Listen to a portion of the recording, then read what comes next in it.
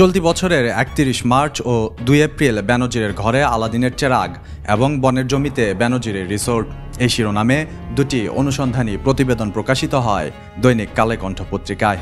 প্রতিবেদন দুটি প্রকাশের পর দেশে বিদেশে তৈরি হয় আলোচনা সমালোচনার ঝড়। কালে কণ্ঠের ধারাবাহিক অনুসন্ধানে একের পর এক বেরিয়ে আসতে থাকে বেনজির ভেলকি। এরপরই নড়েচড়ে বসে দুর্নীতি দমন কমিশন। শুরু হয় বেনজির ও তার পরিবারের সদস্যদের অবৈধ সম্পদ অনুসন্ধান।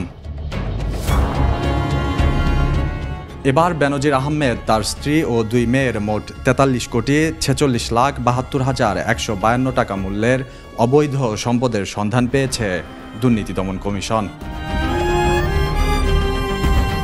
দুদকের অনুসন্ধানী প্রতিবেদনে বলা হয়, এসব সম্পত্তির মাঝে বেনজির আহমেদের নামে ৯,২৫,৭২,৫৬৫ টাকা, স্ত্রী জিশান মির্জার নামে ২১,৩৫,৫০,০৪৩ টাকা, তাদের বড় মেয়ে ফারহিন রিস্তা বিনতে বেনজিরের নামে ৮,১০,৭৯,৫৯৬ টাকা এবং মেজো মেয়ে তাহসিন রাইসা বিনতে বেনজিরের নামে ৪,৭৫,৫৯,৪৪৮ টাকা মূল্যের অবৈধ সম্পদ অর্জনের তথ্য প্রমাণ পাওয়া গেছে।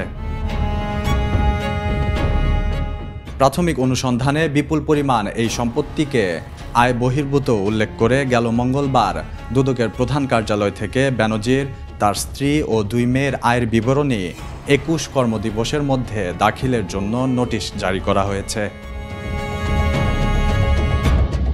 এর আগে ২ দফায় বেনজির আহমেদ ও তার পরিবারকে দুদকে তলব করা হলেও হাজির হননি কেউ। প্রশ্ন উঠেছে, তাহলে কোথায় আছেন বেনজির?